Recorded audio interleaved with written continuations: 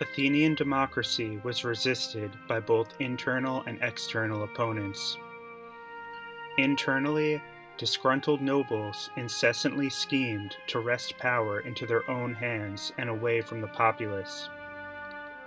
Externally, national enemies of both Greek and barbarian origin frequently came to blows with the democratic power of Athens. Within Greece, Thebes and Sparta contested Athenian power and influence.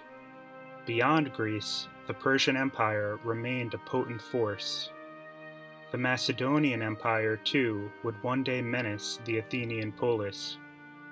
At times, these disgruntled aristocrats and national foes even joined forces to upend the democracy.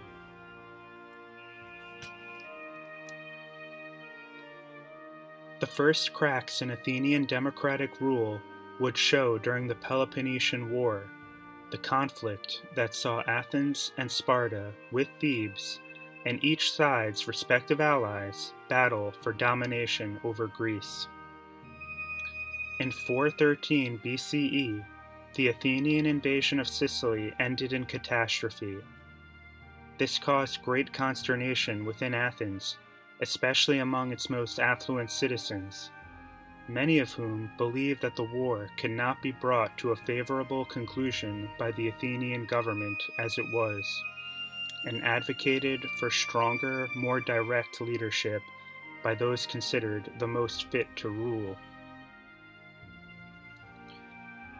In 411, a coup was initiated, which successfully displaced the democratic government of Athens and established an oligarchy in which 400 leading citizens ruled the city.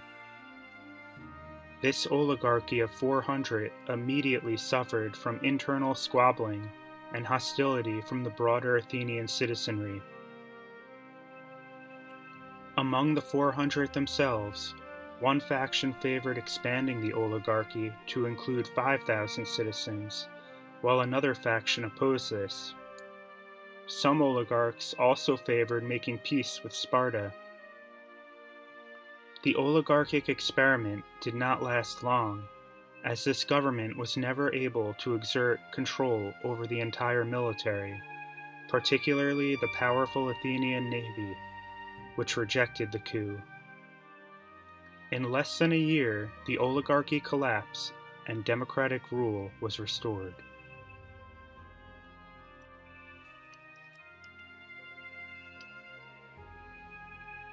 Athens would continue to battle Sparta and her allies for nearly another decade until the war finally ended in Athenian defeat.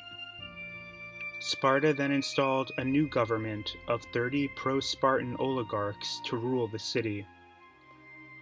These would become known as the 30 Tyrants, due to the oppressive nature of their rule. The 30 Tyrants revoked citizens' rights, seized property, and had thousands of citizens killed or exiled. The greed of the tyrants themselves would ultimately prove their undoing. Although many aristocrats favored the return to peace and the demise of democratic government, the 30 tyrants began confiscating property from wealthy citizens without cause to obtain their riches. Under their leader, Thrasybulus, a group of Athenian exiles established themselves in Attica and defeated the troops of the 30 tyrants and their Spartan allies. Thus, again, in less than a year, the 30 tyrants were overthrown and democratic rule was once again established in Athens, at least for the moment.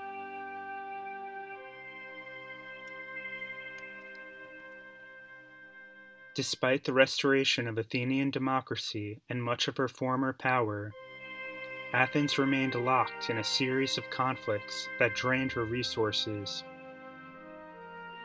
Just a decade after her defeat by Sparta, Athens would join a new coalition which would include her ancient rival Thebes in the Corinthian War, which would ultimately weaken both sides.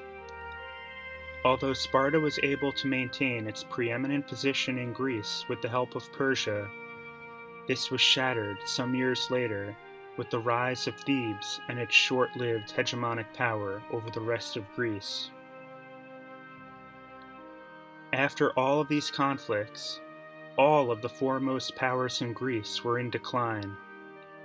Athenian democracy survived these conflicts, but its resources were exhausted. In this setting, a new external power would arise, which would ultimately put the final nail in the coffin of Athenian democracy.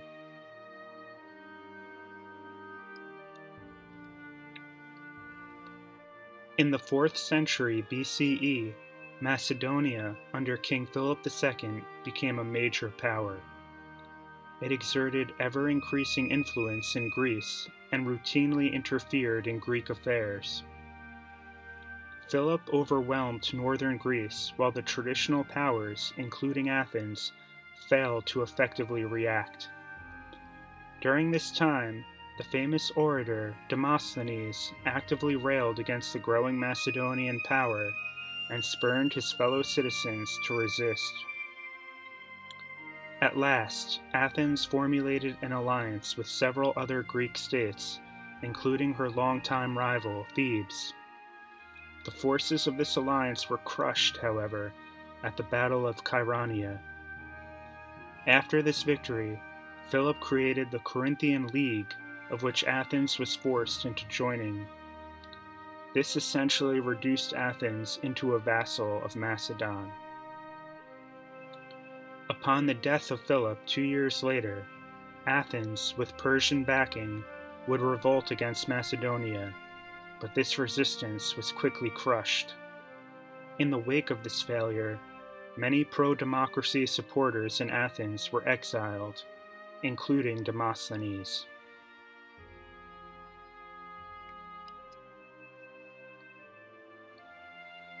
After the death of Alexander the Great, the Athenians again revolted against Macedonian rule, but were once more defeated. Given the repeated disloyalty of the Athenians, the Macedonians began appointing individual governors to rule the city.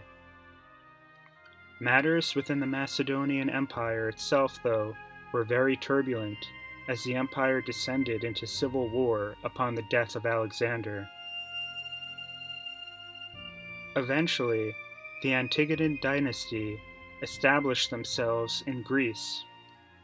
Demetrius, son of Antigonus, successfully captured Athens, forcing the reigning governor, Demetrius of Phalerum, to flee.